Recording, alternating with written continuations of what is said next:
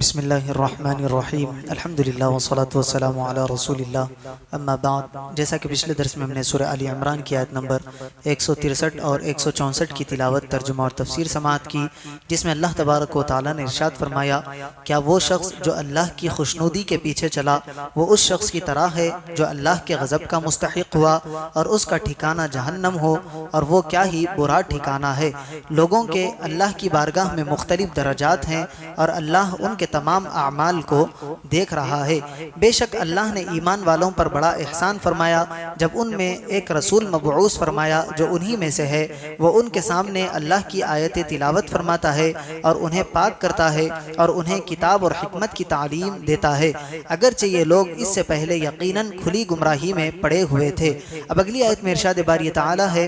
اولما اصابتکم مصیبت قد اصبتم مثلیہا، کیا جب تمہیں کوئی ایسی تکلیف پہنچی جس سے دگنی تکلیف تم پہنچا چکے تھے، قلتم انا ھذا، تو تم کہنے لگے کہ یہ کہاں سے آ گئی، قل ھو من عند انفسکم، اے حبیب صلی اللہ علیہ وسلم آپ فرما دیجئے کہ اے لوگو یہ تمہاری اپنی ہی طرف سے آئی ہے، ان اللہ علی کل شیء قدیر، بے شک اللہ ہر شے پر قادر ہے، وما اصابکم یوم التقى الجمعان فباذن اللہ، اور دو گروہوں کے مقابلے کے دن تمہیں جو تکلیف پہنچی تو وہ اللہ کے حکم سے تھی، وَلِيَعْلَمَ الْمُؤْمِنِينَ، اور اس لیے پہنچی کہ اللہ ایمان والوں کی پہچان کرا دے۔ اس آیت میں غزوہ احد کا بیان ہے۔ اسی پیرائے میں یہاں بیان کیا جا رہا ہے کہ تمہیں میدان احد میں تکلیف پہنچی کہ تم میں سے 70 شہید ہوئے، جبکہ میدان بدر میں کفار کے 70 آدمی مارے گئے اور 70 گرفتار ہوئے، تو کفار کا نقصان تو دگنا ہوا۔ اس پر فرمایا کہ جب تمہیں میدان احد میں ایسی تکلیف پہنچی جس سے دگنی تکلیف تم کافروں کو میدان بدر میں پہنچا چکے تھے، تو تم کہنے لگے کہ ہمیں یہ تکلیف کیسے آ گئی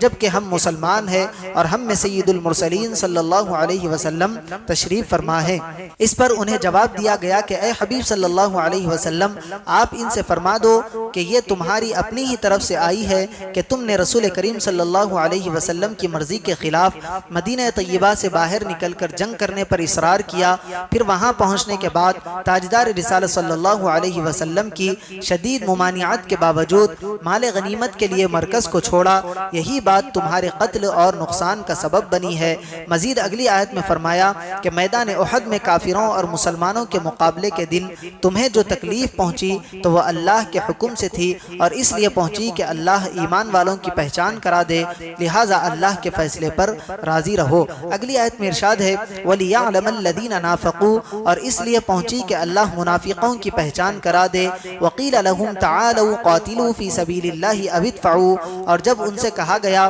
کہ آؤ اللہ کی راہ میں جہاد کرو یا دشمنوں سے دفاع کرو، قَالُوا لَوْ نَعْلَمُ قِتَالًا لَاتَّبَعْنَاكُمْ، تو کہنے لگے اگر ہم اچھے طریقے سے لڑنا جانتے، یا کہنے لگے کہ اگر ہم اس لڑائی کو صحیح سمجھتے تو ضرور تمہارا ساتھ دیتے۔ ہم للکفر یومئذ اقرب منہم للایمان، یہ لوگ اس دن ظاہری ایمان کی نسبت کھلے کفر کے زیادہ قریب تھے۔ یقولون بافواہہم ما لیس فی قلوبہم، اپنے منہ سے وہ باتیں کہتے ہیں جو ان کے دلوں میں نہیں ہے، واللہ اعلم بما یکتمون، اور اللہ بہتر جانتا ہے جو باتیں یہ چھپا رہے ہیں۔ غزوہ احد میں مسلمانوں کے نقصان اٹھانے کی حکمتوں کو متعدد مقامات پر بیان فرمایا گیا، جس میں بہت بڑی حکمت مسلمانوں اور منافقوں کے درمیان امتیاز ظاہر کرنا تھا۔ چنانچہ یہاں پر بھی فرمایا گیا کہ مسلمان لشکر کو میدان احد میں اس لیے تکلیف پہنچی تاکہ اللہ لوگوں کو منافقوں کی پہچان کرا دے، کیونکہ منافقوں کی حالت یہ تھی کہ جب جنگ احد شروع ہونے سے پہلے